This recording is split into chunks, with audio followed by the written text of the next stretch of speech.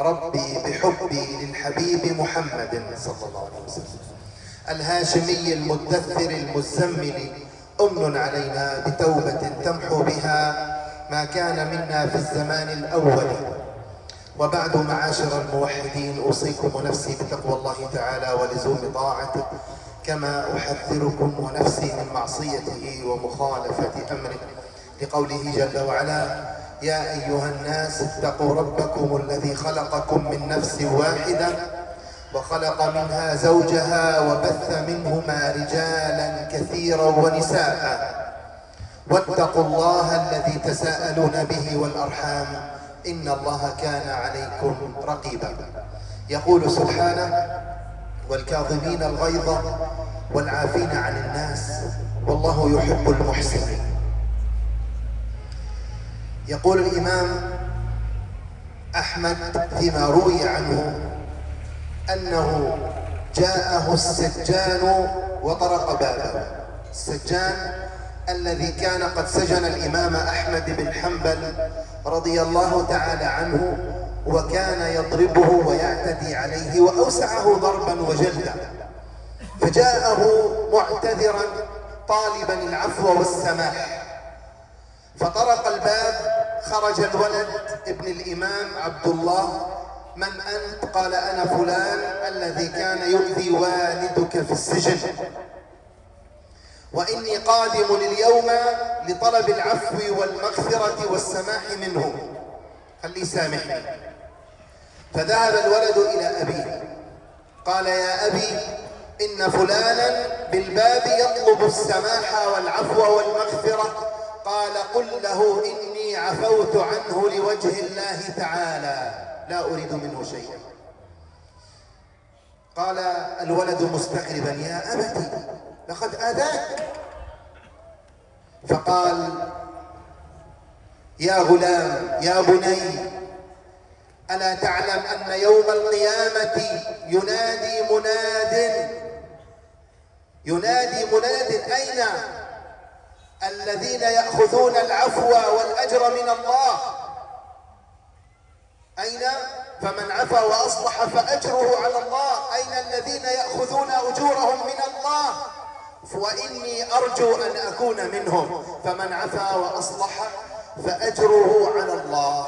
أيها الكرام، نحن نعيش في دنيا، هذه الدنيا فيها بلايا، فيها رزايا، فيها محن، وفيها إحن، وفيها عذابات، ولنا كثير من المواقف.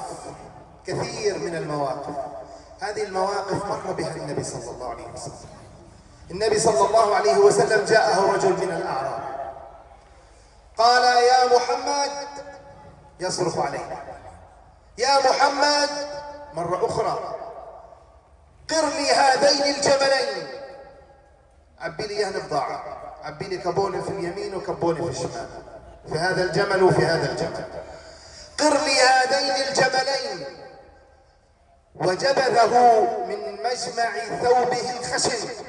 ثوب النبي صلى الله عليه وسلم كان خشن، فلما شده أوجع رقبته.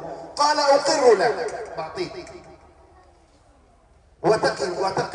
وتقيني أو تعطيني حقي، بدك تعطيني حقي.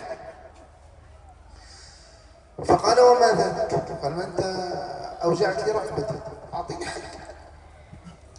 حقك تطلب مال، وواجب علي أن أعطيك، لكن على أن تعطيني حقي. فقال الرجل: لا. قال: كيف لا؟ قال: أنت رسول الله، ولا ترد الإساءة بالإساءة، بل ترد الإساءة بالحسنة. ادفع بالتي هي أحسن فإذا الذي بينك وبينه عداوة كأنه ولي حميم، وما يلقاها إلا الذين صبروا وما يلقاها إلا ذو حظ عظيم. فابتسم النبي عليه الصلاة والسلام. رجل آخر قال لما جاءه ذهب فوزعه النبي عليه الصلاة والسلام، قال رجل عجوز: هذه قسمة ما أريد بها وجه الله. وقال آخر: اعدل فإنك لم تعدل. وقال آخر: اعدل في السرية. والنبي صلى الله عليه وسلم يرد عليهم تارة بقوله: من يعدل إذا لم يعدل رسول الله عليه الصلاة والسلام. وتارة بقوله صلى الله عليه وسلم: إني أمينكم بخبر السماء بالقرآن العظيم والوحي مساء صباحا ومساء، أفلا أكون عليكم أمينا في أمر دنياكم. وفي تارة ثالثة قال: رحم الله أخي موسى، لقد أوذي بأكثر من هذا فصبر وكان يرد بالابتسامة. كم من الأذى، الناس في طبعهم الأذى، لذلك أحسن إلى الناس تستعبد قلوبهم. لطالما ملك الإنسان إحسانا. الناس أنواع، أصناف الناس كما قال عليه الصلاة والسلام: تجدون الناس معادن كمعادن الذهب والفضة، خيارهم في الجاهلية خيارهم في الإسلام إذا فقهوا. كثيرة هي المواقف التي قد تمر علينا فتنكد علينا صفو حياتنا، لكن باستطاعتك أن تمررها بابتسامة، فتقول كالمثل المصري: هي الشتيمة تلزأش. فلو أنك فعلت لحافظت على سلامة صدرك، ولا حافظت على سنة نبيك صلى الله عليه وسلم. فكم آذوه. تلك المرأة اليهودية التي وضعت له السم، فلما شعر به النبي صلى الله عليه وسلم وقبض عليها: لماذا فعلت؟ قالت: أنت تقول أنك نبي، ولو كنت كذلك سيخبرك الله، وإن لم تكن نبي فسنستريح منك. وفي رواية أخرى قالت: أريد قتلك، قال: إن الله يعصمني منك. ثم عفى عنها النبي صلى الله عليه وسلم، عفى عن 80 رجلا جاءوا في التنعيم لقتل النبي صلى الله عليه وسلم، فأطلقهم جميعا. ودخل في الإسلام أعظمهم وأغلبهم، تقريبا كل العدد دخل في دين الله تبارك وتعالى. جاء النبي إلى المسجد يوما فوجد رجلا مربوطا في سارية المسجد، قال: ما شأنه؟ لم رعتموه؟ ليش خوفتوه؟ فقالوا: يا رسول الله، هذا جاء لقتلك. ترقبوا وانتظروا أن يقول النبي صلى الله عليه وسلم: يلا دحرجوا لي راسه. لكن النبي صلى الله عليه وسلم بعث بالرحمة، قال: لا، دعوه اتركوه، لا تروعوه، ايش خوفتوه؟ ثم قال للرجل: أتشهد أن لا إله إلا الله وأني رسوله؟ قال: لا. قال: اذهب إلى أهلك، يلا روع ذلك. فلما ذهب عاد من جديد وقال: أشهد أن لا إله إلا الله وأن محمدا رسول الله. في رواية سألوه لماذا؟ قال: خفت أن يقال أسلم جزعا من السيف. لقد أوذي النبي صلى الله عليه وسلم، أوذي في مكة ووضع سل الجزور على ظهره، عذب وقهر وضرب وقتل أصحابه وعذب أحبابه، لكنه لما عاد فاتحا منتصرا جاء ساجدا متواضعا داخل مكة، ثم خاطب قومه: ما تظنون أني فاعل بكم؟ بعدما آذوه وعذبوه قال: اذهبوا فأنتم الطلقاء. قال لهم: من دخل داره فهو آمن، من دخل المسجد فهو آمن، من دخل دار أبو سفيان فهو آمن، اذهبوا فأنتم الطلقاء. هكذا كان يفعل النبي صلى الله عليه وسلم. لما جيء في أحد وضربوا النبي صلى الله عليه وسلم وشقوا وجهه وكسروا رباعيته، وحلقتي المغفر دخلتا في وجنتيه وفي وجهه، وأوذي النبي صلى الله عليه وسلم. جاء عمر وقال: يا رسول الله، لا تدعو عليهم، قل الله يسخطهم، الله يريحنا منهم، الله ينكبهم. قال: لا يا عمر، إنما بعثت بالرحمة، اللهم اغفر لقومي فإنهم لا يعلمون. يقول ابن عباس: رأيت النبي صلى الله عليه وسلم يمسح دمه عن وجهه ويقول: اللهم اغفر لقومي فإنهم لا يعلمون. هكذا كان النبي عليه الصلاة والسلام، هكذا كان أصحاب النبي، هكذا تعلموا من رسول الله عليه الصلاة والسلام أن نعفو وأن نصفح عن الناس. العفو والصفح. العفو أن تقول الله يسامحك ويسهل عليك. النبي صلى الله عليه وسلم عفى عن النجاشي، عن ذاك الرجل الذي قتل حمزة عمه، الوحشي. هذا الوحشي لما قتل حمزة النبي صلى الله عليه وسلم عفى عنه وقبل إسلامه، وقال له لا ترني وجهك بعد إذنك، يعني بس أشوفك بتذكر عمي وعمي حبيبي وحمزة أسد الإسلام وحبيب النبي وصديق النبي، قال لا ترني وجهك. هذا عفو، ولكن كان النبي دائما ما يعفو ويصفح. العفو بعد الصفح. العفو أن تسامح، والصفح أن تحب وتغفر الزلة وتعود كما كنت. والكاظمين الغيظ والعافين عن الناس والله يحب المحسنين. تلك القصة المشهورة، الرجل الذي كان يصب عليه أحد الخدم ماء للوضوء أو للغسل، فسقط الإناء في الماء فاتسخت ملابسه أو ملابس ضيفه، فقال له هذا العبد وهو يعلم أنه رجل تقي. تخيل هذه الكلمة، رجل تقي. قل له اتق الله، بخاف. قل له يا شيخ حرام عليك، يقول استغفر الله العظيم. احنا إذا غضبنا اتق الله، مش احنا كلنا يعني بعض الناس، اتق الله حل عني يا راجل، عندي دين أكثر منك ومن أبوك، فكرني بعرفش الله. أو بعضهم يقول أشياء أخرى. قال له اتق الله، قال والكاظمين الغيظ يا سيدي، قال كظمت غيظي خلاص، تذكرتني بالقرآن. قال والعافين عن الناس، قال عفوت عنك. والله يحب المحسنين، قال ذا فأنت حر لوجه الله تعالى. ولو كان في آية نداء آخر لطلبه هذا الرجل ولأعطاه ذاك التقي الذي يلتمس العفو من اسم الله العفو. الله العفو، والله جل وعلا الذي أرسل النبي صلى الله عليه وسلم بالعفو والمغفرة.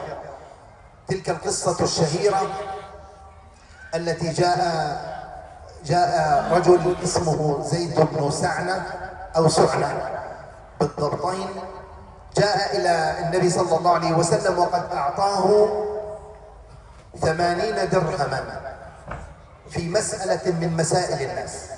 بعض الناس أصابتهم سنة يعني فاق، فاستدان لهم الرسول صلى الله عليه وسلم. فجاء زيد بن سعنة هذا قبل موعد السداد ب3 أيام، قال يا محمد رد لي حقي، اعطيني مصاريفي، ما أعرفكم يا بني عبد المطلب إلا قوما مطل تماطلون في أداء الديون. سيدنا عمر حضر المشهد. سيدنا عمر رجل شديد الغيرة على النبي صلى الله عليه وسلم. قال يا رسول الله، وقد دارت عينيه في رأسه، اسمح لي، يستأذن في أن يشق هذا الوجه الذي فيه عينه، هذه العين الوقحة التي تخاطب النبي صلى الله عليه وسلم بهذا الشكل. سامحني يا رسول الله، بدي أنا أنزع وجهه اللي فيه عينه. فقال على رسلك يا عمر، اهدى يا عمر. ثم قال لقد كنت أنا وهو بحاجة لغير هذا منك، طول بالك يا رجل، أن تأمره بحسن الطلب، كله يتكلم بأدب مع النبي، ليش تحكي؟ النبي صلى الله عليه وسلم كانوا ينادوه بالمهان فيقول لهم بل أنا محمد. سيدنا عمر لما رجل قال له بعد أن هدأ وإنما العلم بالتعلم والحلم بالتحلم. كثير منا غضوب في شبابه، اليوم كبرنا، اليوم تعلمنا الدين، تعلمنا الأخلاق، شفنا ظروف قاهرة سيئة، شفنا أموات، شفنا تقطيع، شفنا مواعظ تكفي للبشرية ل100 عام. ألا تكفي؟ كل الدنيا قديش بتسوى؟ الآن بتسوى، لكن عند التقطيع وعند الردم والهدم والحرق والله ما كانت تسوى حتى جناح بعوضة، كما قال النبي صلى الله عليه وسلم، لا تسوى جناح بعوضة. فلذلك يا اخواننا سيدنا عمر قال له للنبي صلى الله عليه وسلم وما ذاك؟ ايش اعمل يعني؟ قال على رسلك يا عمر، اطلب منه ان يطلب بأدب، وامرني انا، قل لي اعطيه يا رسول الله حقه، والله ما فيها حاجة. أخذت مني دينه بقول لك أعطيني إياه، رجع لي ديني. أنت بتطلب مصاريك مني؟ هو أنا ماكلك؟ هو أنا يهودي؟ أنت بتستحيش البعيد، أنت كذا. إيش إيش إيش غلط فيك يعني؟ كيف إيش غلط فيك؟ بقول لي أعطيني مصارية. طب إيش يقول لك يعني؟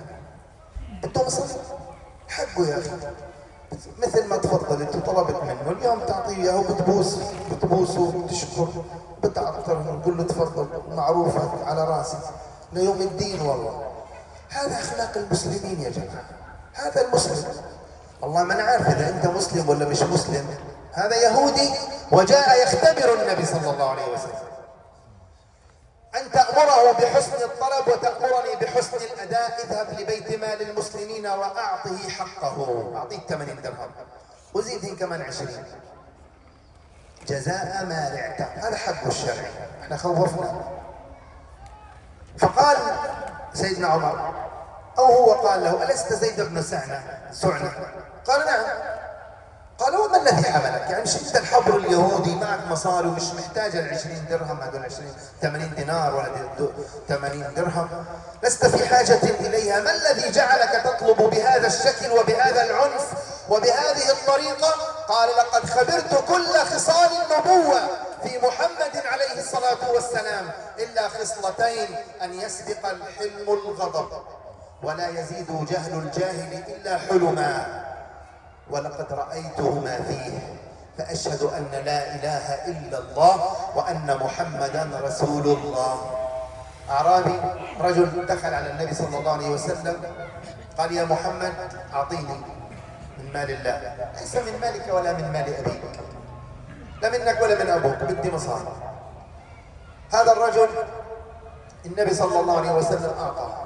قلنا لكم القصة. فلما أراد أن يقتاد من النبي صلى الله عليه وسلم. وقصة أخرى رجل قال أريد طعاما فأعطاه تمرا، فقال له النبي صلى الله عليه وسلم هل أحسننا إليك؟ قال لا، مش عاجبه التمر، تمر أنا جاي أخذ مصاري، جاي أخذ كابونيا قطرية مرتب، جاي تعطيني أنت تمر؟ فالنبي صلى الله عليه وسلم زاد هاي الموجود أساسا، أعطاه. قال هل أحسننا إليك؟ قال لا. الصحابة اتضايقوا منه، ضاقت صدورهم، ايش الرجل هذا؟ أعطاك والحمد لله نعمة كريم وخذها وامشي وبارك الله فيك، هاي اللي قدرنا الله عليك. فأخذه النبي صلى الله عليه وسلم إلى داره وقال له تفضل خذ اللي بدك إياه. فوجد في دار النبي صلى الله عليه وسلم سلاح ودرع وركوة يتوضأ بها، يعني بريق وإناء، ولم يجد طعاما قط ولا حتى تمر. فخرج وقال له النبي صلى الله عليه وسلم هل أحسننا إليك؟ قال نعم. قال اخرج لقومك، اخرج للناس وقل لهم لقد وجدوا عليك، زعلوا منك. فلما خرج إليهم قال له النبي صلى الله عليه وسلم هل أحسننا إليك؟ قال نعم. فنعم الرفيق ونعم العشيرة أنتم. ثم قال أشهد أنك نبي وأشهد أن لا إله إلا الله وأن محمدا رسول الله. فقال النبي صلى الله عليه وسلم إن مثلي وهذا الرجل كمثل رجل أضاع بعيره فهاج وهاج الناس، بعير تبعه فتبعه الناس فهاج البعير شرط. فقال دعوه لي عن إذنكم والله لو سمحت، كل واحد ظلوا قاعد مكانه، أنا بعيري بعرفه. وأشار له بعرق من عشب فجاءه البعير فأعطى فأخذه. ثم قال النبي عليه الصلاة والسلام أرأيتم لو أنكم ضربتموه واعتديتم عليه لكرهكم وكره هذا الدين وما استفدنا شيئا، وها هو الآن قد دخل في دين الله، فما بعثت إلا ميسرا ولست معسرا. النبي صلى الله عليه وسلم تحدث عن رجل يدخل عليكم رجل الآن من أهل الجنة. قالوا يا رسول الله، نظروا إليه فإذا برجل يدخل. وفي يوم ثاني وثالث فتبعه أحد الصحابة رضوان الله عليهم ليعرف ما صفته، ليش هذا من أهل الجنة؟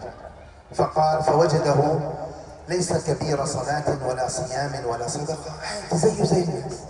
فقال يا رجل إن النبي صلى الله عليه وسلم قال عنك رجل من أهل الجنة، لماذا؟ قال لا أدري، لعلي حين أنام أسامح الناس وأعفو عمن ظلمني ولا أبقي في قلبي شيئا. إخواننا الكرام، العفو والصفح اسم من أسماء الله، العفو من أسماء الله، والعفو صفة النبي محمد، والعفو لسلامة صدرك. فاعفو واطلب أجرك من الله. لا تركز مع الناس، لا تحاكم الناس بذوقك.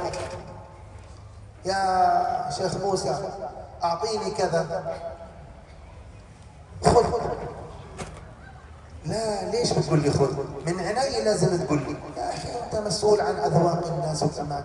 طبعا الشيخ موسى بقول من عيني ومن قلبي واحلى منك، لكن انت مش مسؤول عن اذواق الناس، ولا مسؤول كل واحد بدك تعدل الكون. دع الخلق للخالق، دع الخلق لخالقهم. الناس اذواقهم مختلفه، امزجتهم مختلفه، ظروفهم مختلفة. لذلك لو أردت أن تقوم اعوجاج الناس، كل خطأ في هذا الكون، ماشي واحد في الشارع خبط في كتفك بدك تزقه، واحد كلمك كلمة مش عاجبك بدك تروح تعمل معاه محاضرة، لن تنجو في هذه الدنيا. لذلك ما أجمل العفو والتغافل، فإن ثلثي السعادة في التغافل. التغافل والعفو والصفح هي صفة الكرام، صفة الأنبياء، صفة الصالحين، ونحن في هذا الزمان في حاجة عظيمة لمثل هذا الصفح والعفو فلان.